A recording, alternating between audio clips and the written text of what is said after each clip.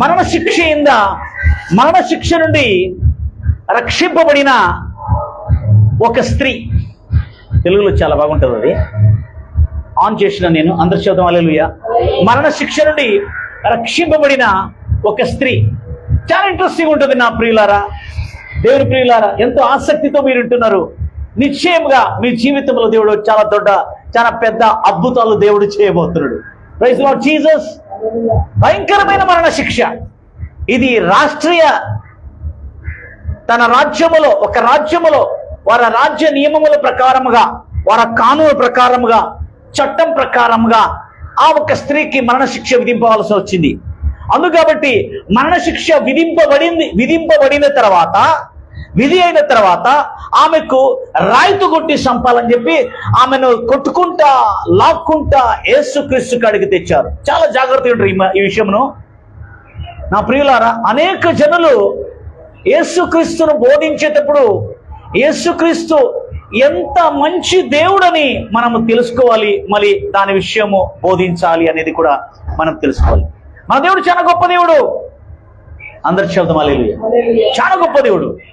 చాలా మందికి ఏమవుతుంది, అవన్నీ చూసినప్పుడు మేము చాలాసార్లు పిల్లలకు చెప్పేటప్పుడు దేవుడు కొడతాడు, పొడుస్తాడు, నీ కళ్ళు తీస్తాడు అని చెప్పను పోకండి. దేవుడు మనం చేసిన పాపములను బట్టి మనకు కీడుస్తుంది, కానీ యేసు నిన్ను శిక్షిస్తాడు, నిన్ను నాశనము చేస్తాడని ఎప్పటికీ చెప్పను పోకండి నా ప్రియుల.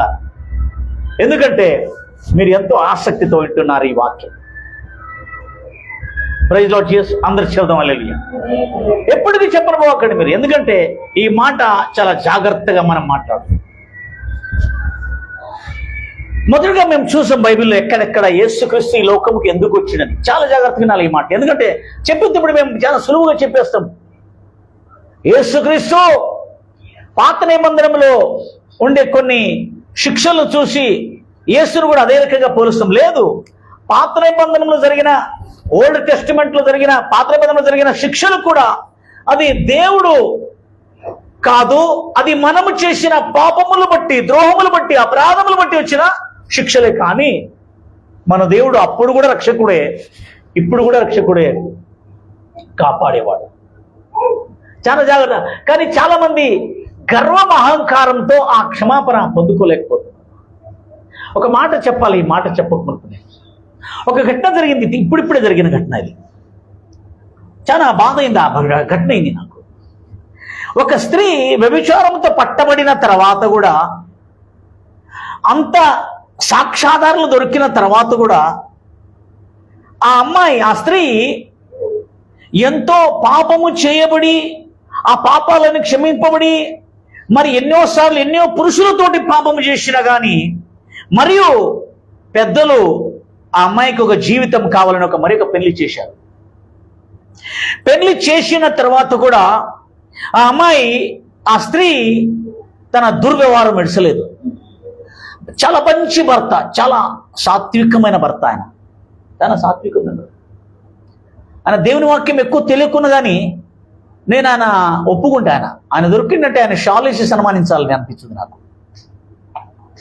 ఆ భర్త ఈమె అంత ఘనఘోరంగా, అసహ్యంగా ఆమె వీడియోలు, ఆ మొబైల్లో దొరికిన వీడియోలు అన్ని చూసిన తర్వాత కూడా ఆ అమ్మాయి తరపు నుంచి, ఆ స్త్రీ తరపు నుంచి వచ్చిన తల్లిదండ్రులకి, ఆ పిల్లోని తరపున, ఆ భర్త తరపు నుంచి ఉన్న సమస్త జనులు ఇప్పుడైనా క్షమాపణ వేడుకుంటే ఆ అమ్మాయి క్షమించేదానికి మా పిల్లోడు తయారున్నాడని చెప్పినా కానీ ఆ స్త్రీ, ఆ వ్యభిచారంతో పట్టబడిన స్త్రీ క్షమాపణ అడగకుండా, నేను అడగను, నేను వానికాడికి పోయి ఉంటా అని చెప్పి గర్వంతో ఒక యేసుక్రీస్తు లాంటి భర్తను పోగొట్టుకొని ఇప్పుడైనా మారేదానికి అవకాశం ఉంటే మారితే మంచిదని నేను అనుకుంటా. ఎంతో మంది అటువంటి వాళ్ళు ఉన్నారు ఇప్పుడు.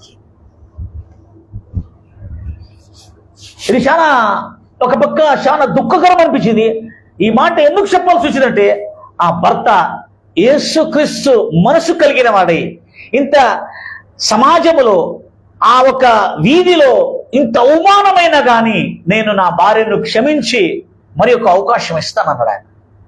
నాకు బాగా అనిపించింది. అటువంటి మన ప్రభు అయిన యేసుక్రీస్తు. కానీ గర్విష్ఠులు ఆ క్షమాపణకు యోగ్యం లేకుండా నేనుండను, నేను అతనితోటి పోయి ఉంటా, నా ఒక ప్రియుడితోటి పోయి ఉంటా అని చెప్పి తన గర్వంతో తన జీవితంను నరకంలో తోసుకుంటుంది. దయచేసి నా ప్రియులారా, యేసుక్రీస్తు ఈరోజు కూడా నిన్ను క్షమించేదానికి తయారున్నాడు. ఈరోజు కూడా నువ్వు మనసు తిరుక్కొని నువ్వు వచ్చినట్లయితే నీ భర్త కూడా క్షమిస్తాడు, నా యేసయ్య కూడా నిన్ను క్షమిస్తాడు. ఈరోజు ఆ వీధిలో అందరి ముందు ఆ వీధిలో ఆ మాట ఏంటంటే అంతలక్క వీడియోలన్నీ పంపబడినాయి. క్షేమవుతుంది ని అయినను ఆ భర్త ఆ అవమానం, ఆ దుఃఖం, ఆ విరిగిపోయిన ఆ హృదయంను కూడా ఓర్చుకొని నేను ఆ భార్యను క్షమిస్తానని చెప్పినా కానీ ఆ భార్య క్షమాపణ అడగకుండా విచ్చలవిడిగా ఇండ్లు విడిచిపెట్టి పోయింది. కానీ ఇక్కడ ఒక కేసు నడిచింది. అది నా ప్రభు అయిన యేసుక్రీస్తు కాడ నడిచిన ఒక అద్భుతమైన ఘటన. అందరూ గంభీరంగా చెప్దాం హల్లెలూయా. ఎంతో ఎంతో ఆసక్తితో మీరు వాక్యం వింటున్నారు. నిశ్చయముగా మీ జీవితంలో దేవుడు పెద్ద పెద్ద అద్భుతాలు చేయబోతున్నాడు. ఇక్కడ కూడా ఒక కేసు నడిచింది. దేవుని బిడ్డలారా, అనేకసారి యేసుక్రీస్తు ఎంత మంచి దేవుడు, ఎంత కరుణ కలిగిన దేవుడు, ఎంత ప్రేమ కలిగిన దేవుడు. ఆయన ప్రేమకు అదుపులు లేవు, మితి లేదు. అంత కరుణామయుడైన దేవుడు. ನಿನ್ನ ಕರುಣೆಗೆ ಕೊನೆಯೇ ಇಲ್ಲ, ನಿನ್ನ ಪ್ರೀತಿಗೆ ಮಿತಿಯೇ ಇಲ್ಲ. ಓ ನಿನ್ನ ಕರುಣೆಗೆ ಕೊನೆಯೇ ಇಲ್ಲ, ನಿನ್ನ ಪ್ರೀತಿಗೆ ಮಿತಿಯೇ ಇಲ್ಲ. ಓ ದಿನ ದಿನ ಹೊಸದಾಗಿವೆ, ಓ ದಿನ ದಿನ ಹೊಸದಾಗಿವೆ. ಮನ ಮರುಗುವ ದೇವನೇ ಏಸಯ್ಯ, ಮನಸಾರೆ ಸ್ತುತಿಸಿ ಕೊಂಡಾಡುವೆ. ಮನ ಮರುಗುವ ದೇವನೇ ಏಸಯ್ಯ, ಮನಸಾರೆ ಸ್ತುತಿಸಿ ಕೊಂಡಾಡುವೆ. ನಮಗೆ ಸಮಾಧಾನ ನೀಡಲೆಂದು ನೀನು ದಂಡನೆಯ ವಹಿಸಿಕೊಂಡೆ. ನಮಗೆ ಸಮಾಧಾನ ನೀಡಲೆಂದು ನೀನು ದಂಡನೆಯ ವಹಿಸಿಕೊಂಡೆ. ಅಯ್ಯ ದಂಡನೆಯ ವಹಿಸಿಕೊಂಡೆ, ಅಯ್ಯ ದಂಡನೆಯ ನೀ ಯುಕ್ತನು ಸರ್ವಶಕ್ತನು, ನೀ ಯುಕ್ತನು ಸರ್ವಶಕ್ತನು. ಓ ನಿನ್ನ ಕರುಣೆಗೆ ಕೊನೆಯೇ ಇಲ್ಲ, ನಿನ್ನ ಪ್ರೀತಿಗೆ ಮಿತಿಯೇ ಇಲ್ಲ. ಓ ನಿನ್ನ ಕರುಣೆಗೆ ಕೊನೆಯೇ ಇಲ್ಲ, ನಿನ್ನ ಪ್ರೀತಿಗೆ ಮಿತಿಯೇ ಇಲ್ಲ. ಓ ದಿನ ದಿನ ಹೊಸದಾಗಿವೆ, ಓ ದಿನ ದಿನ ಹೊಸದಾಗಿವೆ. ಮನ ಮರುಗುವ ದೇವನೇ ಏಸಯ್ಯ, మనసారే స్తుతిసి కొంటాడువే. అనగా ఈ పాటకు అర్థం ఏంటంటే, శిక్షింపబడుతున్నా, పాపములో నలిగిపోతున్నా, కృంగిపోతున్నా, నాశనమైతున్న వారిని చూసి మన యేసయ్య దుఃఖముతో అయ్యో నా బిడ్డలు నాశనమైతుండ్రే అని ఆ కనికరముతో, ఆ కనికరముకు అంత్యమే లేదట. Praise Lord Jesus. మన దేవుడైన యెహోవా, మన ప్రభు అయిన యేసుక్రీస్తు మమ్మల్ని ప్రతిసారి కూడా ఆయన మా జీవితంలో ఎన్నో మంచి కార్యములు చేయాలని కోరుతున్నారు. నా ప్రియులారా, ఈ ఆసక్తితో మీరు ఎంతో ఆసక్తితో దేవుని వాక్యం వింటుండ్రు. ఈరోజు ఒక మంచి కేసును క్రాక్ చేయబోతున్నాం. ఎందుకంటే యేసుక్రీస్తు ఒక మరణదండన విధింపబడిన ఈ స్త్రీకి రాష్ట్రీయ కోర్టులో, చాలా జాగ్రత్త వింటారు, ఇది మామూలైన సంగతి కాదండి. ఆ రాజ్యములో, ఇస్రాయెల్ రాజ్యములో, ఆ దేశములో, ఆ రాష్ట్రములో వాళ్ళ చట్టం ప్రకారముగా ఎంత మాత్రముకు ఒక స్త్రీ వ్యభిచారముతో పట్టబడిన స్త్రీ ఒకవేళ వ్యభిచారములో సాబితైతే ఆమె శిక్ష, ఆమె చేసిన వ్యభిచారము ఏమైతే వ్యభిచారం ప్రూఫ్ చేస్తే దాన్ని ప్రూవ్ చేస్తే ఆ వ్యభిచార స్త్రీకి మరణశిక్ష విధింపవలనని వాళ్ళ న్యాయ ప్రమాణంలో రాయబడింది. ఎక్కడ? ఇజ్రాయెల్ రాష్ట్ర చట్టములో రాయబడింది. రాష్ట్రీయ చట్టం ఇది. ఇది ఒక పంచాయతీ కట్టెకాడ కాదు, ఒక జిల్లా కోర్టు కాదు, ఇది ఒక తాలూకు కోర్టు కాదు, ఒక రాజ్యం మాత్రం కాదు, ఒక రాష్ట్రంలో సుప్రీం కోర్టులో జరిగిన ఒక శిక్ష ఇది. సామాన్యమైనది కదండి. మనం ఏమనుకుంటామంటే బైబిల్ చదివినప్పుడు ఇదేమో మామూలు శిక్ష అనుకుంటాము. లేదు లేదు. ఆ ఒక చట్టమును గమనించిన తర్వాత ఆ ఒక రాష్ట్రం, ఇజ్రాయెల్ ఒక రాష్ట్రం అన్నది, ఆ రాష్ట్రంలో ఒక చట్టం ఉంటుంది. ఆ చట్టం ప్రకారం చట్టమా సిహెచ్ చట్టం, ఒక చట్టం ఉంటుంది. ఆ చట్టం ప్రకారంగా ఆమెకు మరణశిక్ష విధింపవలనని ఉన్న తర్వాత ఆ స్త్రీ వ్యభిచారముతో పట్టబడిన స్త్రీని లాక్కొని తెస్తారు యేసుక్రీస్తు కాడికి. యేసుక్రీస్తు కాడికి తెచ్చింది ఎందుకు? ఎట్టైనా ఈ స్త్రీని చంపేది ఉంది మాకు, కానీ యేసుక్రీస్తులో ఉండే తప్పులు పట్టి, యేసుక్రీస్తులో ఏదన్నా ఒక తప్పును కనిపెట్టి ఆ తప్పును కట్టుకున్నామంటే ఈ స్త్రీని చంపేదానికంటేను, ఈ వ్యభిచారంతో పట్టబడిన స్త్రీని చంపేదానికంటేను యేసుక్రీస్తునే చంపాలనే దురుద్దేశంతో వచ్చిండ్రు వీళ్ళు. ఎవరు? ఈ పరిశాయులు, మళ్ళీ శాస్త్రులు, న్యాయవాదులు, న్యాయాధీశులు, పెద్దోళ్ళు, చిన్నోళ్ళు అందరూ కలిసి వచ్చింది అక్కడ. యేసుక్రీస్తునే చంపాలి. ఎట్ట ఈ స్త్రీని చంపుదాము? అదే రకంగా యేసుక్రీస్తు మన రాష్ట్ర చట్టముకు విరోధముగా ఏదన్నా మాట్లాడిందంటే, ఆ పాప అనగా ధర్మశాస్త్రంకు విరోధంగా మాట్లాడిందంటే యేసుక్రీస్తుని రాయితో కొట్టి చంపాలని వాళ్ళు ప్లాన్ చేసుకొని వచ్చారు. ఎవరు పట్టుకున్నారు? ఒక వ్యభిచారంతో పడబడే స్త్రీ. ఇక్కడ సుప్రీం కోర్టులో పాయింట్ తక్కువ చేస్తారు, దానికి దయచేసి ఓపెన్ చేసేయండి. అది దయచేసి మీరు తల మాడి త్వరలో చేసేయండి. ఆ పనులు నాకు చాలా ఉపకారం అవుతుంది. హల్లెలూయా. మీ ఉపకారం జీవితంలో మర్చిపోలేను. హల్లెలూయా. రావటం లేకపోయింది అది. అందరు శబ్దం హల్లెలూయా. ఏం చేస్తావు? అందరిని నవ్వుకుంటా నా కోపంలో పెట్టేస్తుంటా. Praise Lord Jesus. ఇదే ఒక రకమైన ప్రేమ. అందరు చదువుదాం హల్లెలూయా. అందరు బట్టి ఇక్కడ మరణశిక్ష విధింపబడింది ఈమెకు. దయచేసి గమనిస్తారు, ఈమెకు విధింపబడిన శిక్ష సామాన్యమైన శిక్ష కదండి. మనం ఏమనుకున్నాం? ఒక పంచాయతీ కట్టకాడకు వచ్చి పంచాయతీలో ఆయన తీర్మానంతో రాయగొట్టడం లేదు. ఇది రాష్ట్రీయ నియమం ప్రకారంగా, చట్టం ప్రకారంగా ఆ పాపముతో పట్టబడిన స్త్రీకి రాయితు కొట్టి చంపాలని ఒక సుప్రీం కోర్టులో అయిన తీర్పు ఇది. ఏది తీర్పు? ఈ యోహాను సువార్త 8వ అధ్యాయము యేసుక్రీస్తు కాడ తెచ్చిన ఆ స్త్రీకి అయిన ఆ మరణ తీర్పు సుప్రీం కోర్టు. ఎందుకంటే ఆ రాష్ట్రంలో సుప్రీం కోర్టు ఏది? వాళ్ళకున్న ధర్మశాస్త్రం, ఆ మోసే ధర్మశాస్త్రం ప్రకారం సుప్రీం కోర్టుది. ఆ దానికి తప్పిన మళ్ళీ ఏది లేదు. అక్కడ ఎవలే గాని ఆ ధర్మశాస్త్రం విరుద్ధంగా చెప్పినవాడు ఆది కాండము నుండి ధర్మశాస్త్రం అయినా ఆలమించి యేసుక్రీస్తు కాలం వరకు అక్కడ మరణశిక్ష విధింపబడిందే గాని ఎవరికి రక్షణ విధింపబడలేదు. అందరు శబ్దం హల్లెలూయా. కానీ యేసుక్రీస్తు అటువంటి ఆ మరణ శిక్షను మార్చి ఆమె జీవితమును రక్షించిన ఒక ఇంట్రెస్టింగ్ కేసు ఇది. యోహాను సువార్త 8వ అధ్యాయము 3 నుండి 12 వరకు ఈ సంగతి మేము చూస్తున్నాం. అందరు శబ్దం హల్లెలూయా. గంభీరంగా శబ్దం hallelujah. Hallelujah. Thank you very much. ఎంత మంచోళ్ళు మనలో. హల్లెలూయా. అందరు చదువు లేదు. ఇప్పుడు యోహాను సువార్త 8వ అధ్యాయము 2వ వచనం నుంచి ఈ మాటను చదివినట్టు చాలా జాగ్రత్తగా గమనిస్తారు. మీకు చెప్పిన ఈ చట్టం ఎట్టుంది, ఇది ఎట్లా జరుగుతుందని. దయచేసి తెలుగు వీక్షకులారా, చాలా విచిత్రమైన సంగతి. నేను కూడా ఇది ఎప్పుడూ తెలుసుకోలే.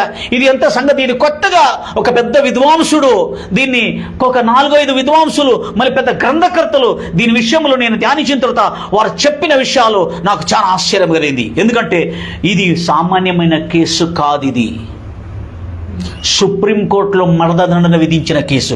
యోహాను సువార్త 8వ అధ్యాయము 3వ వచనం నుంచి 12వ వచనం చదువుతారు. చాలా జాగ్రత్తగా గమనిస్తారు ఒక్కొక్క మాటను. అప్పుడు శాస్త్రీయులు అంటే ధర్మశాస్త్రం తెలుసుకొని కంఠపాఠం చేసిన వాళ్ళు, వీళ్ళ ముందు ఎవడే కానీ క్విక్ వ్యాక్ అనేటట్లేదు. వీళ్ళ గౌన్ అట్టు ఉంటుంది, వాళ్ళ యూనిఫామ్ అట్టు ఉంటుంది. సుప్రీంకోర్టులో వాళ్ళు రాష్ట్రీయ ఇజ్రాయెల్ సుప్రీంకోర్టులో వీళ్ళు కూడా, ఆ శాస్త్రులు కూడా ఉంటారు అక్కడ. శాస్త్రీయులు, మళ్ళీ పరిశాలు, బహు కట్టరవాదులు, యేసు కొరకు యెహోవా కొరకు తల తీయబడతారు, లేకుంటే తల తీయను కూడా ఇలా అనుకోవచ్చు. ఎను తిరిగేటోళ్ళు కాదు వీళ్ళు. ఎవరు? ఈ పరిచయాలు, శాస్త్రీయులు. మళ్ళీ పరిచయాలు వ్యభిచారముతో పట్టబడిన స్త్రీని, ఓ స్త్రీని లాక్కొని వచ్చి ఆమె మధ్యన ఆమెను యేసుక్రీస్తు మధ్యన నిలబెట్టును. బోధకుడా, యేసుక్రీస్తుని ఏమని పిలుస్తున్నాడు? బోధకుడా. ఈ స్త్రీ వ్యభిచారము చేయుచుండగా పట్టబడెను. అట్టి వారిని రాళ్ల నుండి కొట్టి చంపవలనని ధర్మశాస్త్రంలో రాయబడింది కదా. మోషే మనకు ఆజ్ఞాపించిన కదా. అయినను నువ్వేమి చెప్పుచున్నావు అని యేసుక్రీస్తుకు అడ్డతిడ్డగా ప్రశ్నించి యేసును తప్పులో ఇరికించాలని చూశారు వీళ్ళు. ఆయన మీద నేరము మోపవలన, ఆయన మీద ఇదే అపవాదం ఆయన మీద మోపవలనని ఆయనను పరీక్షించుచు ఇలాగూ అడ్డంగా ప్రశ్నించారు. అయితే యేసు చాలా జాగ్రత్త. అయితే యేసుక్రీస్తు భూమి మీద కూర్చొని వంగి నేల మీద ఏదో రాస్తా వచ్చిండు. వాళ్ళు పట్టు వదలలే. ఆయన రాస్తున్నాడు, కింద రాస్తా ఉన్నాడు చూసినా గానీ వాళ్ళు పట్టు వదలే. రాసింది చూస్తుండ్రు, ఆయన పట్టు వదలకుండా నువ్వేం చెప్తావు చెప్పు యేసయ్యా. బోధకుడా, నువ్వు పెద్ద బోధకుడు కదా, చాలా మంది రక్షించినావు కదా. ఈ ధర్మశాస్త్రం ఏం చెప్తుంది? ఎప్పుడు చూసినా ధర్మశాస్త్రం విరోధంగా చేస్తావు. సబ్బత్ రోజును అనుసరించవు. నువ్వు సబ్బత్ రోజుకు విరోధంగా చేస్తావు. నువ్వు ఏం చేస్తావు? ఇప్పుడు చెప్పు, ఇది చెప్పు అని చెప్పి యేసుక్రీస్తును వాదిస్తాను, తప్పు పట్టిన వాదిస్తున్నాను. అప్పుడు ఆయన యేసుక్రీస్తు తన తల ఎత్తి, మీలో పాపము లేనివాడు ఎవడు? మొట్టమొదట వాడు రాయమన్నాడు. చాలా జాగ్రత్తగా ఉంటారు నా ప్రియులారా. ఇది మేము శనివారం యూత్ మీటింగ్లో ఇది పెండింగ్ పెట్టినాం మేము ఈ కేసును. ఇది నేను మళ్ళీ రివీల్ చేస్తున్నాను. దయచేసి మీరు అందరూ ఇది చూసుకోవచ్చు. ఎందుకంటే అబ్బో ఇది ఎపిసోడ్ మాదిరి ఉంది అనుకున్నారు చాలా మంది. హల్లెలూయా. అవును, ఎపిసోడ్ కన్నా చాలా బాగుంటుంది ఇది. అందరి శబ్దం హల్లెలూయా. అందును బట్టి ఇప్పుడు యేసుక్రీస్తు అందరి శబ్దం హల్లెలూయా. ఇప్పుడు ఇక్కడ ఈ పట్టబడిన స్త్రీ వచ్చిన తర్వాత అక్కడ జరిగిన సంగతి నెక్స్ట్ కంటిన్యూ చేయడమా. ఆమె మీద రాయి వేయవచ్చునని చెప్పి మరలా చూడు, మొదట ఎవడైనా మీ దాంట్లో ఎవడైనా పాపము చెయ్యని వాడు ఉంటే, హలో మాట వినండి చాలా జాగ్రత్తగా. అక్కడ నిలబడిన శాస్త్రులు గాని, పరిసయ్యులు గాని, పెద్దలు గాని, చిన్నోళ్ళు గాని, పరిశుద్ధులు గాని, పవిత్రులను ఎంచబడిన వాడు గాని, మీలో ఎవడైనా పాపము చేయని వాడు ఎవడైనా ఉంటే మొదట ఆమె మీద రాయమంటాడు. అప్పుడు మళ్ళీ తిరిగి ఆయన రాయన ఆరంభిస్తాడు. రెండోసారి మరలా వంగి నేల మీద రాయచూ ఉండింది. చూసిన తర్వాత అక్కడ ఉన్న పరిసయ్యులు, శాస్త్రులు, పెద్ద పెద్ద న్యాయవాదులు, అక్కడున్న పరిశుద్ధులు అనబడిన వారు, మేము పరిశుద్ధులము, మేము ఇట్లాంటి కార్యంలో ఉన్నోళ్ళము కాదు అని పరిశుద్ధులు అనబడిన వారు, తనకు తాను పెద్ద పెద్ద పండితులు అనుకున్నవారు, మళ్ళీ ఈమె మీద నేరమేసిన వారు, పెద్దవారిని పట్టుకొని చిన్నవారి వరకు అందరూ తన చేతిలో ఉన్న రాయిని కిందేసి ఎందుకు వేసిండ్రని చూడండి. ముందు చదవండి, 8 చదువుమా. వారు ఆ మాట విని చిన్నవారి మొదలుకొని పెద్దవారి వరకు ఒకని మీద ఒకడు బయటికి జాగా అక్కడి నుంచి అందరూ పారైపోయినరు. అప్పుడు యేసు ఒక్కడే మిగిలెను. ఆ స్త్రీ మధ్యలో నిలబడే ఉన్నది. యేసు తల ఎత్తి చూడగా, అమ్మా నిన్ను శిక్షించడానికి కోర్టు ఆర్డర్ తీసుకొని వచ్చి నీ మీద మరణ శిక్ష విధించడానికి లా అండ్ ఆర్డర్ పాస్ చేసుకొని వచ్చిన వారు ఎక్కడున్నారు? ఎవరునూ నీకు మరణ శిక్ష విధింపలేదా అని అడిగినప్పుడు ఆమె లేదు ప్రభువా అనేను. ఏమనేను? ఆమె లేదు ప్రభువా అనేను. అందుకు యేసు, అందుకు పరిశుద్ధుడైన యేసు, భూమి ఆకాశముకు సృష్టికర్త అయిన యేసు, ఏ లోపము లేని సమస్త భూమిని సృష్టించిన పరిశుద్ధుడైన యేసు శిక్షించేదానికి అర్హత ఉన్న యేసు కూడా అంటున్నాడు, నేను కూడా నిన్ను మరణశిక్ష, సరిగా చెప్పాలి అది, I will also never condemn you. శిక్ష అనే పదం మామూలుగా లేదు, మరణశిక్ష నేను కూడా విధించను అని చెప్పి నీవు ఇక ముందుట పాపము చేయకుము. ఏమనింది? పాపము చెయ్యకుము అని ఆమెతో చెప్పాను. మళ్ళీ చేసేదానికి అవకాశమే లే. యేసుక్రీస్తు క్షమించింది ఎందుకంటే ఇంక ముందే పాపం చేయగాకని క్షమించాడు, కానీ మరీ పాపం చేయమని కాదు. కానీ ఇక్కడ చాలా అద్భుతమైన ఒక సుప్రీం కోర్ట్ ఆర్డర్ను సెట్ అసైడ్ అంటారు ఇంగ్లీష్లో. రాష్ట్రపతి గడిపోతుంది ఇక మరణదండన అయినప్పుడు. మన భారతదేశం చట్టం ప్రకారంగా ఒకరికి మరణశిక్ష విధింపబడిన తర్వాత, ఏమి శిక్ష విధింపబడిన తర్వాత ఎడిగిపోతుంది? అడిగిపోతే మొబైల్ గడిపోతుంది, అడిగిపోతుంది. మరణశిక్ష విధింపబడిన తర్వాత రాష్ట్రపతి దగ్గరికి పోతుంది. రాష్ట్రపతి దాన్ని ఆ కేసునంతా స్టడీ చేసి, ఆ ఒక పేపర్లను స్టడీ చేసి మరణశిక్షను మాత్రం రద్దు చేయొచ్చు, కానీ జీవావధి శిక్ష రద్దు చేయని చేత కాదు. కానీ ఇక్కడ మీరు నమ్మిన ఈ లోక రక్షకుడు, మానవ కళ్యాణకర్తకుడైన ఆ పాలకుడు, ఆ పోషకుడు మరణశిక్ష మాత్రమే కాక ఆమెకి ఏ శిక్ష పడకుండా రక్షించిన ఏకైక రక్షకుడు, ఏకైక వకీల్, న్యాయవాది యేసుక్రీస్తు మాత్రమే నేను చెప్పేదానికి కోరుచున్నాను. చాలా ఇంట్రెస్టింగ్ ఉంది. ఎందుకంటే ఇక్కడ మేము చాలా తక్కువ సమయంలో ఇది మేము తీసుకొని పోతున్నాం, దయచేసి మీరు అందరూ గమనిస్తారు. ఇక్కడ నేను ఆల్రెడీ చెప్పేసిన ఇది మరణశిక్ష అనేది మేము మోసే ధర్మశాస్త్రం ఇటు చదువుకుంటాం, మామూలు కాదు. ఎందుకంటే ఇశ్రాయేల్ జనాంగము ఒక రాష్ట్రము, ఆ రాష్ట్రముకు ఒక చట్టం ఉంటుంది, అది మోసే ధర్మశాస్త్రం. ఆ చట్టం ప్రకారంగా అది సుప్రీంకోర్టు చట్టం. అది ఏం చట్టమో? మోసే ధర్మశాస్త్రం, సుప్రీంకోర్టు చట్టం. అది ఆ చట్టం ప్రకారంగా ఆమెకు మరణశిక్ష విధింపమన్నది. ఆమెకు లా అండ్ ఆర్డర్ పాస్ అయిపోయింది. ఈమెకేంది? మరణశిక్ష విధింపవలను, రాయితో కొట్టి చనిపోయేంత వరకు ఈమెతో రాయితో కొట్టి చంపవలనని విధింపబడింది. ఆర్డర్ పాస్ అయింది. అది ఆర్డర్ పాస్ అయింది. ఆర్డర్ పాస్ చేసిన శాస్త్రీయులు, పరిచయాలు కూడా వచ్చారు, న్యాయవాదులు ఉన్నారో లేదో నాకు తెలియదు, కానీ అందరూ కొట్టేదానికి రెడీ వచ్చారు. కానీ యేసుక్రీస్తు ఈ కేసును ఎట్ట క్రాక్ చేసిండు చూడండి. చాలా విచి. ఎందుకంటే ఇశ్రాయేల్ జనాంగము చట్టం ప్రకారమే, అవునా, ఇశ్రాయేల్ జనాంగం చట్టం ప్రకారమే ఈమెకు శిక్ష విధింపడింది. ఇప్పుడు ఏమే కానీ ఈ శిక్ష రద్దు కావాలంటే సామాన్యమైన శిక్షణ, మళ్ళీ ఒక లా కావాలడా, కానూను కావాలా? చాలా మంది ఏమనుకున్నారంటే యేసుక్రీస్తు క్రింద వంగి రాసేటప్పుడు వాళ్ళందరూ పాపాలు రాస్తున్నాడు అని. నేను అనుకున్నా, మా యేసయ్య అంత చీపా? పుల్లయ్య నువ్వు ఆడ బీడీలు తాగుతున్నావు, పెంచిలయ్య నువ్వు వ్యభిచారం చేస్తున్నావు, సెన్సయ్య నువ్వు అక్కడ కళ్ళు తాగుతున్నావు, మళ్ళీ ఏంది సువార్తయ్య నువ్వు అక్కడ సువార్త చెప్పలేదు కానీ మోసం చేస్తుండవు, అవునా? ఇట్టని అందరి పాపాలు రాసుకుంటా ఇంత చీపు పని చేయగలడా మన దేవుడు, మన యేసయ్య? నేను అనుకున్నా ఇది చేయడు. ఇది మనం తెలుగు సినిమాలో చూసినప్పుడు అది అనుకున్నాం మేము, మనం అందరూ పాపాలు రాసుడయ్యా అని. అట్ట కాదు, ధర్మశాస్త్రం ప్రకారంగా. అప్పుడు నేను దాన్ని గమనించిన, బైబిల్లో రాయబడింది యేసుక్రీస్తు వంగి ఆయన రాస్తా ఉన్నాడు, కానీ ఏమి రాసిందని రాయబడలేదు ఆడ. కానీ నేను ఆడ ఏదో ఒకటి ఉంది.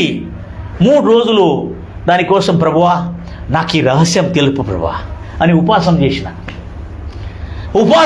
కానీ నాకు తెలుసలే. కొంత గ్రంథకర్తలు, కొంత బుద్ధివంతులు రాసిన పుస్తకాలు చదివిన, దాని తర్వాత దాన్ని అధ్యయనం చేసిన చాలా ఒక విద్వాంసుడు దొరికిండు నాకు. హల్లెలూయా. ఆ విద్వాంసుడు పవిత్రాత్మదేవుడే. హల్లెలూయా. ఆయన ఈ రహస్యంను బయలుపరిచాడు. దీన్ని మీరందరూ ఒప్పుకుంటారని నాకు తెలుసు.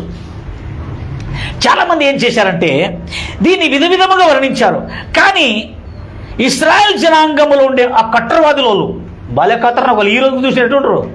ఆజ్ మీద ఎక్కి కమ్తేకే కిసుకుతో పూరా 57 దేశాలు వాళ్ళ మీద పడ్డాక మునుగుతుండ్రు వాళ్ళు తనికేటోళ్ళు కాదు, అంత మొండి వాళ్ళు, అంత డేంజర్ కూడా వాళ్ళు ఇజ్రాయేల్ జనాంగం.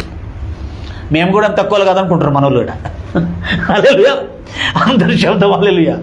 మేము కూడా తక్కువలో అనుకున్నామన్నా, లేదక్క మీరందరూ చాలా పవర్ఫుల్ వేస్తున్నామని అట్టనే గట్టిగా ఉండండి దేవునిలో. అందరు శబ్దం హల్లెలూయా. ఇప్పుడు ఆ ఒక సినారియో, ఆ ఒక జరిగిన తర్వాత ఆ ఒక ఘటనలో సుప్రీంకోర్టు ఆర్డర్ పాస్ అయింది. యేసుక్రీస్తు కూడా వచ్చిండు, యేసయ్యా బోధకుడా, మాస్టర్ చెప్పును, ఈమెను మా దేశపు చట్ట ప్రకారంగా మరణశిక్ష విధింపాలని చెబుతూ నువ్వేమంటావు చెప్పు అంటే, అప్పుడు యేసు తల వంచుకొని కింద వంగి కూర్చొని భూమి మీద రాస్తా ఉన్నాడు. రాస్తున్నాడు నుండి రాసిన తర్వాత మధ్యన ఒక మాట మాట్లాడింది, మీలో పాపం లేనివాడు ఎవడైనా ఉంటే మొదట వాడు రాయేమని. నేను ఇంకా ధ్యానించిన స్టార్ట్ చేసిన యాడ ఇది కేసులో ఏందో ఉందిడా, ఎందుకంటే అది రాసింది ఏమని లేదడా బైబిల్లో. అందరి చదవాలియా, ఆ రాసింది కేసులో ఏమని లేదు, అక్కడ ఏం రాసిందని లేదు. మరి వీరు విడిసలేదు. యేసుక్రీస్తు చెప్పాడు మీలో పాపం లేనివాడు ఎవడు మొదట రాయని చెప్పి రెండోసారి మళ్ళీ రాయని నిలబడినాడు. అప్పుడు రాయని నిలబడినప్పుడు వాళ్ళు యేసుక్రీస్తు రాసేది చూసి, ఆయన చెప్పింది చూసి, ఆయన రాసేది చూసి వాళ్ళు భయపడారు. ఎందుకంటే యహూదులు ఎవరి మీద నువ్వు పాపం నేరం మోపినావు అనుకో, వాళ్ళు అడుగుతారు సాక్ష్యం ఉందని ఇక్కడ, నువ్వు పెంచలే వ్యభిచారం చేసిండు, సువార్త అది చేసిండు, అందరి బార్ చేసిండు, అందరి బార్ చేసిండు అని చెప్పి ఎవరైనా అడిగితే నేను చెప్పిన అనుకో, హల్లెలూయా చెప్పిన అనుకో, ఆయన చెప్తే నువ్వు చూసినావా సాబిత్తి అంటారు. ఎందుకంటే యహూదులు మామూలు కాదు, వాళ్ళను మామూలు కాదు.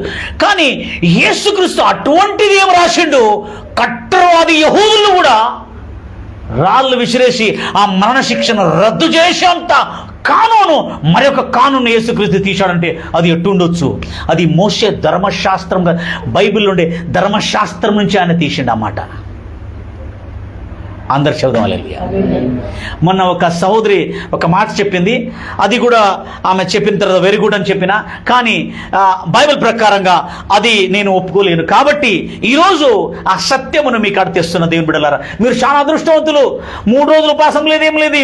నేను ఉపాసం చేసిన తర్వాత కూడా తెలుసలా, కానీ ప్రార్థనలో ఉండి ఆ దేవుని వాక్యం అడిగినప్పుడు ఆ దేవుడు అనేక బోధకులు చెప్పిన బోధను విని మరి అనేక రీసెర్చ్ చేసి, ఎందుకంటే ఇది మామూలు కాదు, ఇది కేసు, ఒక కేసు వేయాలంటే ఆమె శిక్ష కూడా రద్దు కావాలా, ఇక్కడ యేసు ఏం రాసించనే తెలుసాలా.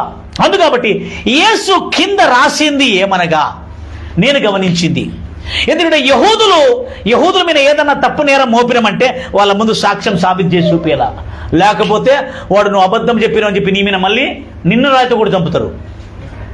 అబద్ధ సాక్ష్యంకు మరణదండన ఉందండి, మన కోర్టులో లేదు.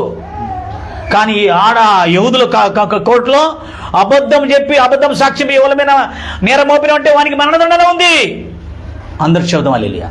అప్పుడు ఇక్కడ నేను గమనించినప్పుడు ఒక సంగతి చూసిన, యేసు మొదట వంగి రాసేటప్పుడు వాళ్ళ పాపాలు రాసేదానికి సాధ్యం లేదు. ఎందుకంటే ఇదే రేలు ఒకరోజు రాసింది. ఆది కాలమందు, పాత నిబంధన మందు ఒక రాజు తన పాప జీవితం చేసేటప్పుడు గోడ మీద ఆ ఏలు వచ్చి రాసింది ఏమని, ఇదిగో మేనే తెక్కెలు పర్సాని అని చెప్పి. అది ఏమర్థము, నువ్వు తక్కెడలో తూకం వేయబడిను, కానీ తక్కెడలో తూకంలో నువ్వు ఏమైనా తక్కువగా తూకం వేయబడిను అని రాయబడింది. కానీ యేసయ్య దేవుని వాక్యం అంత భద్రంగా రాయబడుతుంటే అంత భద్రంగా ఉంటుంది. ఆయన ఎప్పుడు వేరేటోళ్ళ పాపాలను తీసి చూపించడు అని అంత చిల్లర పని చేయడు ఆయన. కానీ ఇక్కడ ఒక విచిత్రమైన ఘటన జరిగింది. నేను నమ్ముతా మీరు ఎంతో ఆసక్తితో చూస్తున్నాను. మరి అనేకులకు మీరు షేర్ చేయండి ఇది, ఎందుకంటే నీ దేవుడైన రక్షకుడు యేసు ఈ లోకానికి వచ్చింది శిక్షించేదానికి కాదు, మరణ శిక్ష విధించేదానికి కాదు, కానీ రక్షించేదానికి అనే సత్యమును మీరు తెలుసుకోవాలి.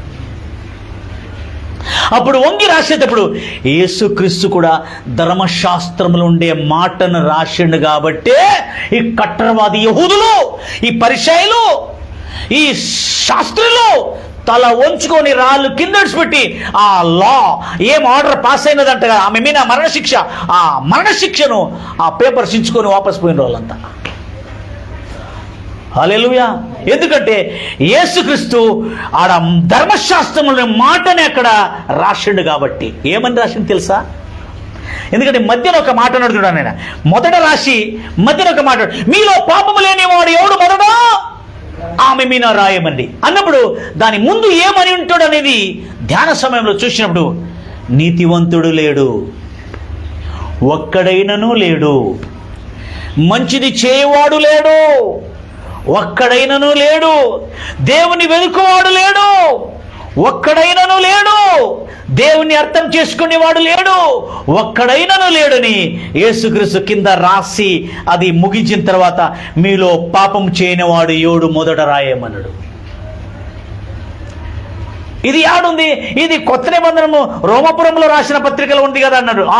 రోమాపురం పత్రికలు కాదు, ఇది పాత నిబంధనలు ఉన్న వచనమును యేసు ధర్మశాస్త్రంలోనే ఆ వాక్యమును రాసిండు కాబట్టి కట్టరవాది అయిన యెహూదులు మరణశిక్ష ఆర్డర్ను క్యాన్సిల్ చేసుకుని వాపసు పెడతారు.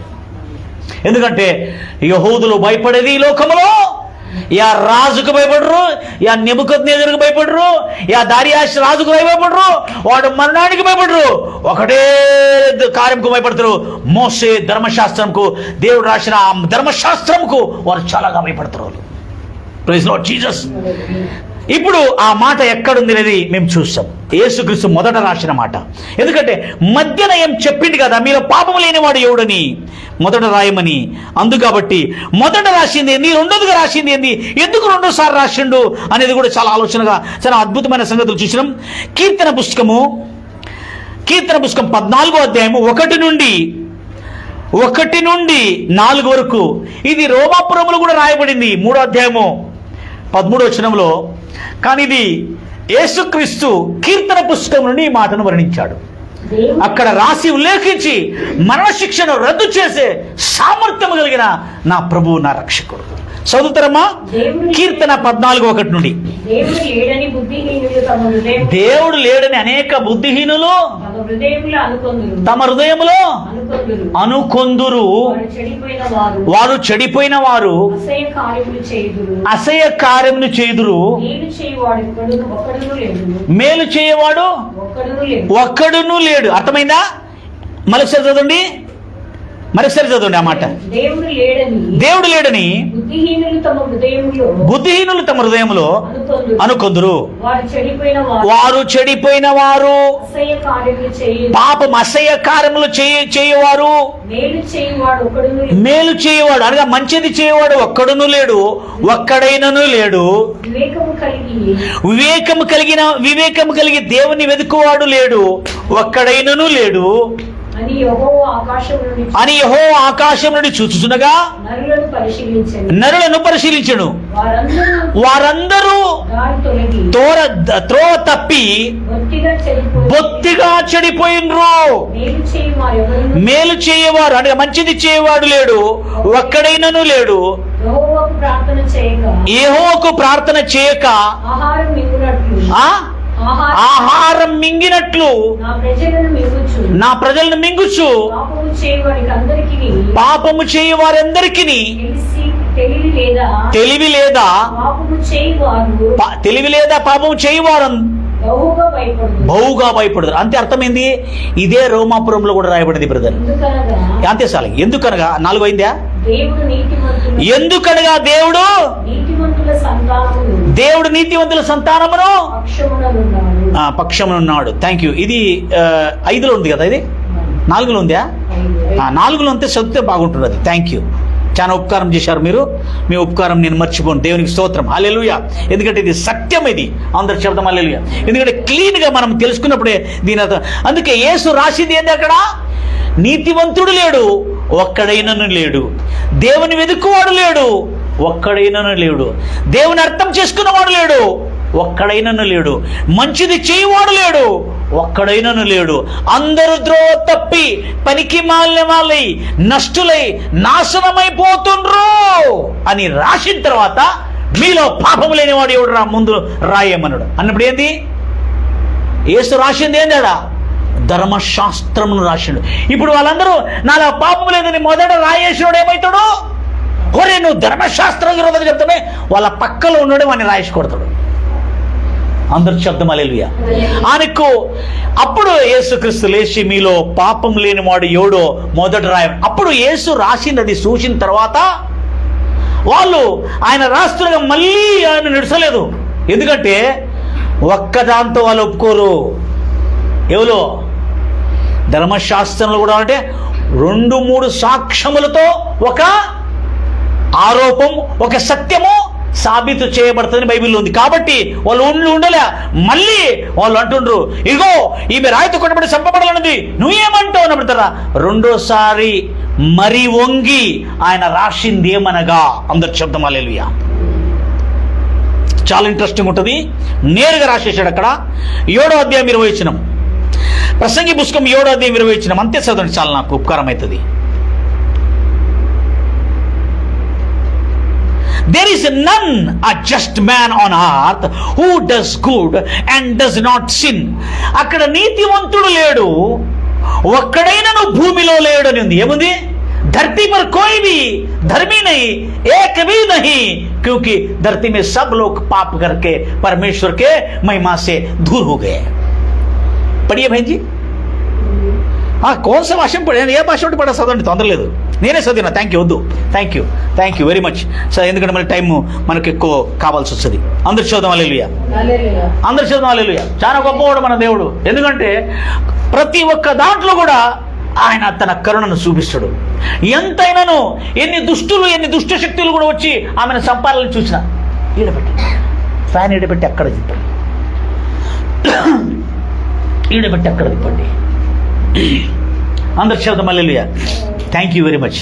అందరి శబ్దం హల్లెలూయా. అక్కడ 7వ అధ్యాయం 20 వచనం. అప్పుడు రెండోసారి ఆయన ఏం రాసిండు కదా, there is no just man on earth.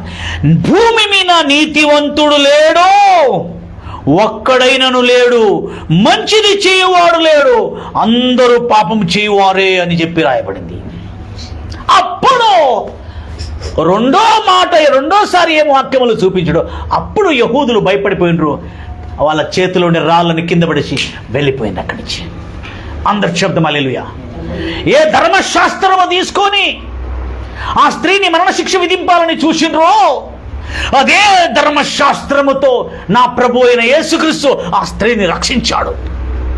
అందరి శబ్దం హల్లెలూయా. ఇప్పుడు మరీ ఇంట్రెస్టింగ్ ఉంటుంది. గంభీర శబ్దం హల్లెలూయా. మరీ ఇంట్రెస్టింగ్ ఉంటుంది. ఏమని ఇంట్రెస్టింగ్ ఉంటుంది అంటే, ఇక్కడ మరొక అధ్యాయంలో కూడా ఉంది ఈ మాట. ఏ మాట? పాత నిబంధనలు ఈ మాట ఉందండి. అది మేము ఆ మాటలు కూడా చూసుకుందాం. 14వ అధ్యాయం చూసినాం. ఇప్పుడు 53వ అధ్యాయం 1 నుండి 4 వరకు దయచేసి చదువుతారు. 50 నుండి 53వ అధ్యాయం కీర్తనలు 53 1 నుండి 4 వరకు. దేవుడు లేడని తన, ఇది ముందు చదివింటారు నేను చెప్పినది 14 చెప్పిన కదా. ఓకే, ఇప్పుడు దీంట్లో కూడా ఉంది. ఎక్కడ ఉంది ఈ మాట? 53 1 కూడా ఉంది కీర్తనలు. చదవండి. దేవుడు లేడని బుద్ధిహీనుడు తన హృదయంలో అనుకొందురు, వారు చెడిపోయిన వారు, అసహ్య కార్యములో చేరిన వారు, అంట మంచిది చేయవాడు ఒక్కడునూ లేడు, ఒక్కడైనను లేడు, వివేకము కలిగి దేవుణ్ణి వెతుకువాడు లేడు, ఒక్కడైనను లేడు. కలరేమో అని ఆ దేవుడు ఆకాశము నుండి చూసి నరులను పరిశీలించుగా వారందరూ దారి భూమి లోకములుండి అందరూ దారి తప్పి బొత్తిగా చెడి పాపములో నాశనం అయిపోతున్నారు. ఒక్కడైనను లేడు నీతివంతుడు, ఒక్కడైనా అక్కడో తప్పకుండా అందరూ చెడిపోయి, అంటే నీతివంతుడు లేడు, ఒక్కడైనా లేడు, అందరూ చెడి ఉన్నారు. 4వ వచనము, మేలు చేయువాడు ఎవరును లేరు, ఒక్కడైనను లేడు. దేవుణ్ణి ప్రార్థన చేయక మొరపెట్టగా క్షమాపణ అడగక విచ్చలవిడిగా పాపమును ఆహారం తిన్నట్టు తింటా ఉండ్రు. వీళ్ళు ఏం తింటుండ్రు? పాపమును ఆహారం తినది. ఇది రెండోసారి రాయబడింది. అప్పుడు యేసుక్రీస్తు రాసిన ఆ ఒక్క మొదటి రాత అది కీర్తనలో ఉండే మాటలు రాశాడు. దాని తర్వాత మరి ఆయనను వంగి రాసేటప్పుడు ఆయన మధ్యన అడుగుతాడు, ఏమని? మీలో తప్పు లేనివాడు పాపం లేనివాడు మొదలు రాయమన్నప్పుడు మళ్ళీ వాళ్ళు విడుచుకుండా మళ్ళీ ప్రశ్నిస్తూ ఉంటారు. ఆయన రెండోసారి మళ్ళీ రాసేటప్పుడు ప్రసంగి పుస్తకం 7వ అధ్యాయం 20వ వచనంలో ఉన్న సత్యమును క్లియర్గా రాసేసాడు. భూమిలో నీతివంతుడు లేడు, మంచిది చేయవాడు లేడు, ఒక్కడైనను లేడు. పాపము చేయనివాడు, క్లియర్ ఉందా? పాపము చేయనివాడు ఒక్కడైనను లేడు క్లియర్గా రాయబడిన తర్వాత అప్పుడు మీలో పాపము లేనివాడు మొదట రాయమన్నప్పుడు ఇప్పుడు ఏమైనా రాయనేతుందా? చేత కాదు. నా ప్రియులారా, ఎప్పటికీ యేసుక్రీస్తును బోధించేటప్పుడు యేసుక్రీస్తు చేసిన మంచిది, రక్షించింది, కాపాడింది, విడుదల చేసింది బోధించండి. కానీ ఎవరో పాపం చేసి వాళ్ళ పాపముది వచ్చిన వాళ్ళ శాపం, వాళ్ళ శిక్షను బట్టి యేసు శిక్షించండి మీరు చెప్పని పోకండి. బైబిల్లో క్లియర్ రాయబడింది యేసు ఈ లోకంలో ఎందుకు వచ్చిండని. నా ప్రియులారా, ఇటువంటి గొప్ప దేవుడు ఆ స్త్రీని రక్షించుడు. అప్పుడు అందరూ రాయేసేటోళ్ళందరూ ఏం చేశారు? రాయేసి విడిచిపెట్టి చిన్నోడి నుంచి పెద్దలకు, శాస్త్రులు, పరిచయాలు, అక్కడ న్యాయవాదులు, అక్కడ పెద్ద పెద్ద ఆర్డర్ కాపీ తీసుకొని వచ్చారు ఆమె సంపేదానికి, మరణదండన ఆర్డర్ కాపీ అంత సించి ఎవడే కానీ ఎందుకంటే ఎవడైనా కానీ రాయి వేసి ఉంటే ఫస్ట్ అని పిచ్చలు వేసిపోతున్నాయి అక్కడ. ఎందుకు ఎప్పుడు ఒరే ఈమెయితే పాపంతో పట్టబడిన నువ్వు ధర్మశాస్త్రానికే విరోధంగా మాట్లాడతావు రా అని చెప్పి వాడిని రాయితో కొడతారు. అందుకు యహూదులు, కట్టరవాది అని యహూదులు భయపడిపోయారు. అందరు చెబుతాం హల్లెలూయా. దేవుని బిడ్డలారా, ఇక్కడ ఇదే మాట రోమాపురంలో కూడా రాయబడింది. కానీ ఇక్కడ ఏంటంటే రోమాపురుడు తాను చెప్పినని చెప్పలే అపొస్తలుడైన పౌలు, ఇది రాయబడింది అన్నాడు ఆయన. 3:10 ఇదిగో నీతివంతుడు లేడు, ఒక్కడైనా లేడు, దేవుని అర్థం చేసుకున్నవాడు లేడు, ఒక్కడైనా లేడు, ఆయన వెతుకువాడు లేడు, ఒక్కడైనా లేడు, అందరూ దారి తప్పి పనికి మాలిన వారు ఏమై పనికి మాలిన వారి నాశనమైపోతున్నారు. మంచిది చేయవాడు లేడు, ఒక్కడైనా లేడు, వారి నోరు తెరవబడిన సమాధి, వారి పెదవుల కింద విషము పెట్టబడిందని రాయబడి. అందరు చెబుతాం హల్లెలూయా. ఈ మాట రాసిన తర్వాత అక్కడున్న కట్టరవాది యహూదులు, సుప్రీంకోర్టు న్యాయవాదులు, శాస్త్రులు అందరూ కేసు రద్దయిపోయింది. అక్కడ సువార్త ఇదండి, ఇదే సువార్త అండి. హల్లెలూయా. ఇదే మంచి వార్త. పాపముతో పట్టబడిన వాడిని రక్షించి ఇదిగో ఇక ముందుట పాపం చేయకండి. నేను ఇప్పుడే ఒక కథ చెప్పిన, ఏమని జరిగిన కథ. ఇప్పుడైనాను ఆ భార్య పాపముతో పట్టబడిందండి, నేను రీసెంట్లీ జరిగింది. పాపముతో పట్టబడిన స్త్రీని ఇప్పుడైనా ఆ పిల్ల ఒప్పుకున్నదంటే, ఆ స్త్రీ ఒప్పుకున్నదంటే నేను క్షమించి ఆమెను సంసారం చేసేందుకు అవకాశం ఇస్తాను. కానీ ఇక్కడ ఈ స్త్రీ యేసయ్య కాడ నిలబడిన స్త్రీ, యేసు అడుగుతాడు, అమ్మా నిన్ను ఎవరు శిక్షించలేదా అని అడుగుతారు. ఇక్కడ వచ్చిన పెద్ద పెద్ద న్యాయవాదులు, పరిచయాలు, శాస్త్రులు శిక్షించలేదా? అయ్యా నన్ను ఎవరు శిక్షించలేదయ్యా అన్నది. అప్పుడు శిక్షించడానికి అర్హుడు ఎవరున్నాడు అక్కడ?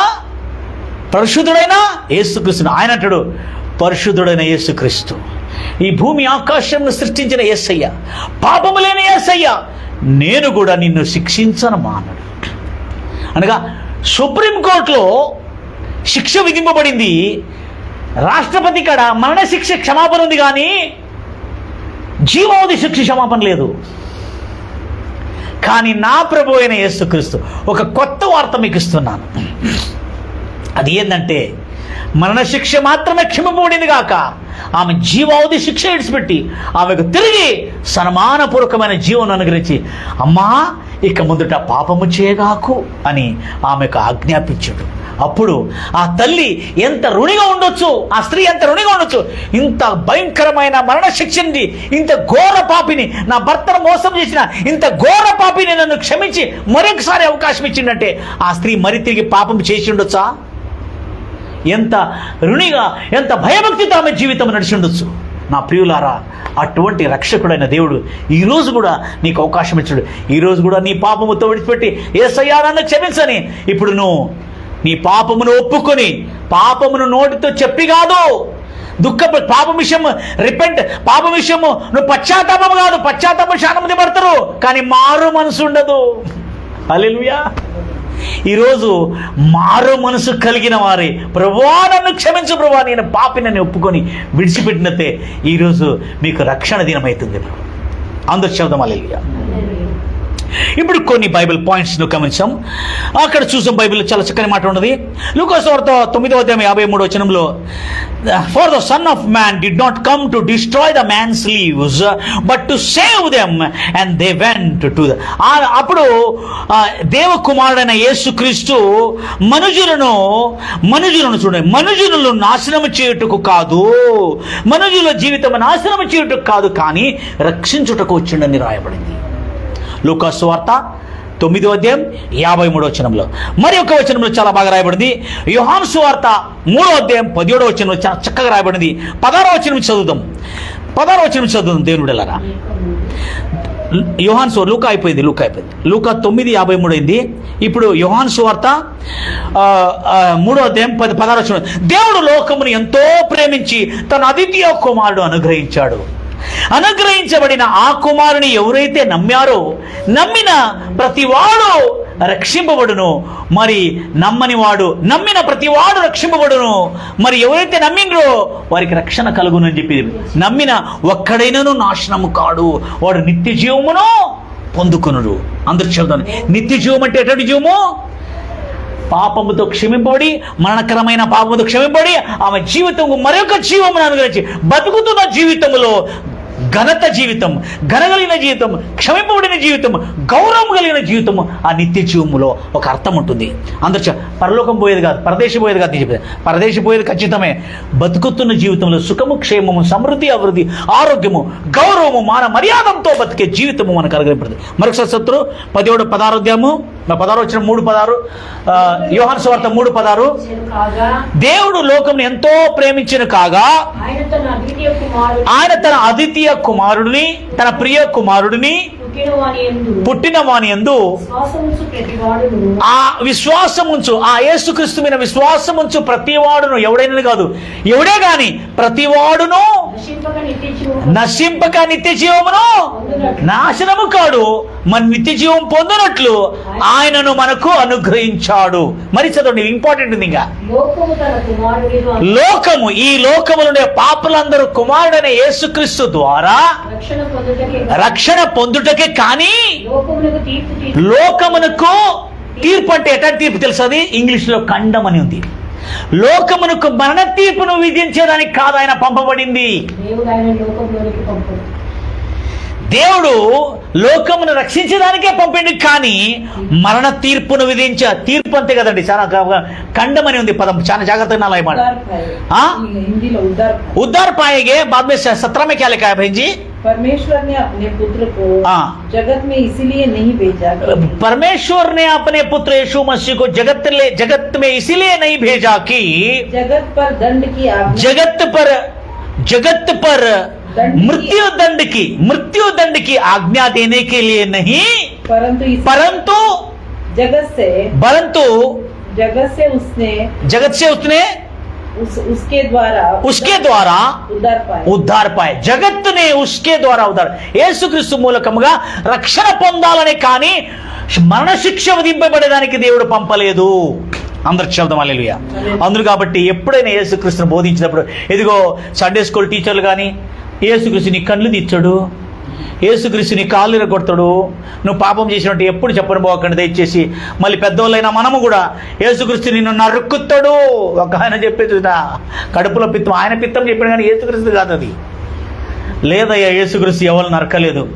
పాపం చేసి పాపములో నాశనం అవుతున్నది మనము. ఆ నాశనం నుంచి రక్షించడానికి యేసయ్య వచ్చాడు. ఇదిగో పాపమే కానీ మమ్మల్ని నాశనం చేసేది యేసయ్య కాదు, యేసయ్య రక్షించనొచ్చుడనే సత్యమును ఈరోజు మనం తెలుసుకున్నాం. నా ప్రియులారా, ఎంతో ఆసక్తి కలిగిన ఇది దేవుడిచ్చిన కృప.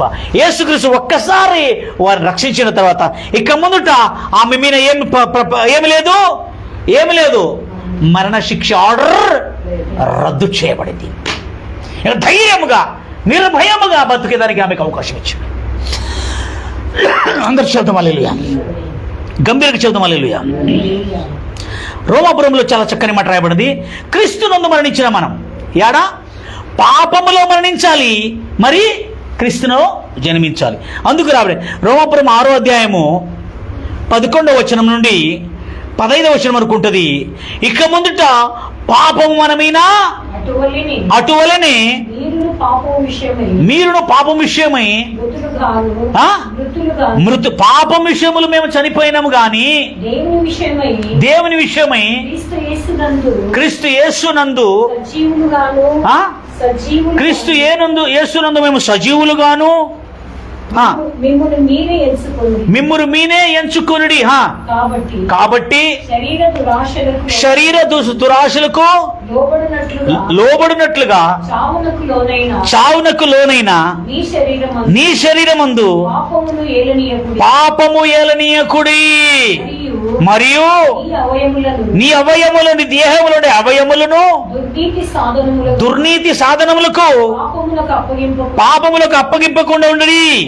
అయితే మృతులలో నుండి సజీవుడు అనుకొని మిమ్మును మీరే దేవునికి అప్పగించుకొనిరి.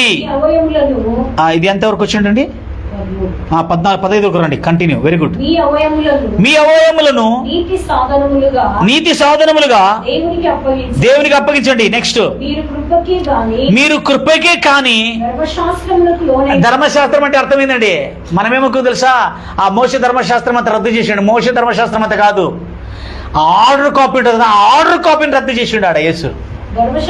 ఈ ఆర్డర్ కాపీ మరణదండ విధింపబడిన ఆ ధర్మశాస్త్రం నుంచి వచ్చిన ఆర్డర్ కాపీని దేవుడు రద్దు చేసిండు. కానీ మీరు కృప ఆధీనులు, కానీ ఆ ఆర్డర్ కాపీ ఆధీనులు కాదు మీరు. నెక్స్ట్, కారు గనుక ఇక ముందుట పాపం నీ మీద ప్రభుత్వము. హలో, ఇప్పుడు సైతాన్ కదండి ప్రభుత్వం చేసేది లోకంలో. పాపం అండి, పాపంతో జాగ్రత్తగా ఉండండి. అందరు శబ్దం హల్లెలూయా. అట్లైన ఎడల కృపకే కాని ధర్మశాస్త్రముకు లోనగువారు కామని పాపము చేయదు. ಧರ್ಮಶಾಸ್ತ್ರಕ್ಕೆ ಲೋನವನ್ನು ಕಾಮನಿ ಪಾಪము చేదుమా. ನಾವು ಧರ್ಮಶಾಸ್ತ್ರ ಅಧೀನದಲ್ಲಿ ಇಲ್ಲ ಅಂತೇಳಿ ನಾವು ಪಾಪ ಮಾಡೋದು ಸರಿಯೋ? ಎಂದಿಗೂ ಇಲ್ಲ. ಕಣ್ಣನ್ನು ಮುಚ್ಚಿ ನಾವು ಪ್ರಾರ್ಥಿಸೋಣ. ನಮ್ಮನ್ನು ಅತ್ಯಧಿಕವಾಗಿ ಪ್ರೀತಿ ಮಾಡುವ ಪರಲೋಕದಲ್ಲಿ ಒಂದು ನಮ್ಮ ತಂದೆಯಾದ ದೇವರೇ, ನಿನಗೆ ಸ್ತೋತ್ರ ಉಂಟಾಗಲಿ ಕರ್ತನೆ. ಯೇಸು ಕ್ರಿಸ್ತು ನಾಮದಲ್ಲಿ, ಯೇಸು ಕ್ರಿಸ್ತು ನಾಮದಲ್ಲಿ, ಯೇಸು ಕ್ರಿಸ್ತು ನಾಮದಲ್ಲಿ ಕರ್ತನೆ, ಎಲ್ಲಾ ಕರ್ತನೆ ಯೇಸು ನಾಮದಲ್ಲಿ ಕರ್ತನೆ, ಮಾನವನ ಪಾಪವನ್ನು ಕ್ಷಮಿಸುವುದಕ್ಕಾಗಿ ಈ ಲೋಕದಲ್ಲಿ ಬಂದಿದ್ದಿ ರಾಜ, ಕ್ಷಮಿಸುವುದಕ್ಕಾಗಿ ಬಂದಿದ್ದಿ ಕರ್ತನೆ. ನೀನು ಮಾನವನನ್ನು ಶಪಿಸುವುದಕ್ಕಾಗಲ್ಲ, ಮಾನವನಿಗೆ ಮರಣದಂಡನೆ ವಿಧಿಸುವುದಕ್ಕಾಗಲ್ಲ యేసయ్య, ಮಾನವನ ಕಡು ಕೆಂಪಾದ ಪಾಪದಿಂದ ರಕ್ಷಿಸುವುದಕ್ಕಾಗಿ ನೀನು ಬಂದಿದ್ದಿ. ಇವತ್ತು ಸುಪ್ರೀಂ ಕೋರ್ಟ್ನಲ್ಲಿ ಆದೇಶ ಹೊರಡಿಸಲ್ಪಟ್ಟಿರ್ತಕ್ಕಂಥ ಆ ಸುಪ್ರೀಂ ಕೋರ್ಟಿನ ಮರಣ ಶಿಕ್ಷೆಯನ್ನು ಮಾತ್ರ ರದ್ದು ಮಾಡಿದಲ್ಲದೆ ಜೀವಾವಧಿ ಶಿಕ್ಷೆಯನ್ನು ರದ್ದು ಮಾಡಿರುವ ಕರ್ತನಾದ ಯೇಸು ಕ್ರಿಸ್ತನ ಈ ನ್ಯಾಯ ಕೋರ್ಟ್ನಲ್ಲಿ ನಾವು ನೋಡಿರ್ತೀವಿ ರಾಜ. ಕರುಣಾಮಯನ ದೇವರೇ, ಆ ಪಾಪದಿಂದ ಹಿಡಿಯಲ್ಪಡುವ ಸ್ತ್ರೀಗೆ ರಕ್ಷಣೆ ದೊರಕಿದ ಹಾಗೆ, ಪಾಪದಿಂದ ಕ್ಷಮಾಪಣೆ ದೊರಕಿದ ಹಾಗೆ, ಗೌರವ ಜೀವನ ದೊರಕಿದ ಹಾಗೆ ಕರ್ತನೆ, ಸನ್ಮಾನ್ಯ ಜೀವನ ದೊರಕಿದ ಹಾಗೆ, ಯೇಸು ಕ್ರಿಸ್ತನಿಂದ ಕ್ಷಮೆ ದೊರಕಿದ ಹಾಗೆ ಕರ್ತನೆ, ಇವತ್ತು ಅನೇಕರಿಗೆ ಕ್ಷಮೆ ದೊರಕಲಿ ಎಂಬುದಾಗಿ ಹಾರೈಸುತ್ತಾ ಇದ್ದಾರೆ. ಅನೇಕರಿಗೆ ಕ್ಷಮೆ ದೊರಕಿದಕ್ಕಾಗಿ ನಿನಗೆ ಸ್ತೋತ್ರ ಕರ್ತನೆ. ಕೃಪಾ ಸಂಪೂರ್ಣಾದ ದೇವರೇ, ನಿನಗೆ ವಂದನೆಗಳು ರಾಜ. ನಿನ್ನನ್ನೇ ನಾವು ಆಶ್ರಯಿಸ್ತಾ ಇದ್ದ ಕರ್ತನೆ, ನಿನ್ನನ್ನೇ ಆಶ್ರಯಿಸಿಕೊಂಡಿದ್ದ ರಾಜ, ನಿನ್ನ ನಾಮವನ್ನು ಮಹಿಂಪಡಿಸ್ತಾ ಇದ್ದ ಕರ್ತನೆ. ಯಾರ್ಯಾರು ಈ ವಾಕ್ಯವನ್ನು ಕೇಳ್ತಾ ಇದ್ದಾರೆ ಯೇಸು ಕ್ರಿಸ್ತ ನಾಮದಲ್ಲಿ ಕರ್ತನೆ, ನ್ಯಾಯ ಪ್ರಮಾಣದ ಪ್ರಕಾರವಾಗಿ, ಬೈಬಲ್ ಪ್ರಕಾರವಾಗಿ ಯೇಸು ಕ್ರಿಸ್ತನ ಕ್ಷಮೆ, ಯೇಸು ಕ್ರಿಸ್ತನು ಜನರನ್ನು ಮಾನವರನ್ನು ನಾಶ ಮಾಡೋದಕ್ಕಾಗಿಲ್ಲ, ಅವರನ್ನು ರಕ್ಷಿಸೋದಕ್ಕಾಗಿ ಬಂದನೆಂಬುದಾಗಿ. ಇದಕ್ಕಿಂತ ದೊಡ್ಡ ಸಾಕ್ಷಿ ಮತ್ತೇನು ಬೇಕು? ಆತನು ತಮ್ಮ ಮಾನವನ ಮೇಲೆ ಬಂದಿರತಕ್ಕಂಥ ನಾಶವನ್ನು ತನ್ನ ಮೇಲೆ ಹೊತ್ತುಕೊಂಡು ತಾನು ನಾಶವಾದನು ಶಿಲೆಯ ಮೇಲೆ ನಮ್ಮನ್ನು ನಾಶನದಿಂದ ರಕ್ಷಿಸೋದಕ್ಕಾಗಿ, ತಾನು ಪಾಪಿ ಎಂಬುದಾಗಿ ಎನಿಸಲ್ಪಟ್ಟನು ನಮ್ಮನ್ನು ನೀತಿವಂತರಾಗಿ ಎನಿಸೋದಕ್ಕಾಗಿ, ತಾನು ದರಿದ್ರನಾಗಿ ಎನಿಸಲ್ಪಟ್ಟನು ನಮ್ಮನ್ನು ಸಿರಿವಂತರಾಗಿ ಮಾಡೋದಕ್ಕಾಗಿ, ತಾನು ಬಹಿಷ್ಕರಿಸಲ್ಪಟ್ಟನು ನಾವು ಮತ್ತು ತಿರುಗಿ ಸನ್ಮಾನವಾಗೋದಕ್ಕಾಗಿ. ನನ್ನ ಪ್ರಿಯ ಸಹೋದರಿ ಸಹೋದರೇ, ಯೇಸು ಕ್ರಿಸ್ತನ ಆ ಸಿಲುವೆ ಮರಣ ಒಂದೇ ಸೂಚಿಸ್ತಾ ಇದೆ, ನಿಮ್ಮನ್ನು ನಾಶ ಮಾಡೋದಕ್ಕಾಗಲ್ಲ, ನಿಮ್ಮ ನಾಶನವನ್ನು ತನ್ನ ಮೇಲೆ ಹೊತ್ತುಕೊಂಡಿದನು, ನಮ್ಮೆಲ್ಲರಿಗೆ ರಕ್ಷಣೆಯನ್ನು ಕೊಟ್ಟಿದನು. ఆ రక్షణ యేసు క్రీస్తును ಇವತ್ತು ఈ రోజు మీరు నమ్మినట్లయితే, ఆ రక్షకుడైన యేసు క్రీస్తుని ఈ రోజు మీరు నమ్మినట్లయితే, ఈ రోజే మేము పాపములు క్షమించి కాపాడి కరుణించి దయ చూపించి, ఇదిగో ఇక ముందుట పాపము చేయగాకు సుమి అని ఆయన ఆజ్ఞాపించి పంపుతున్నాడు.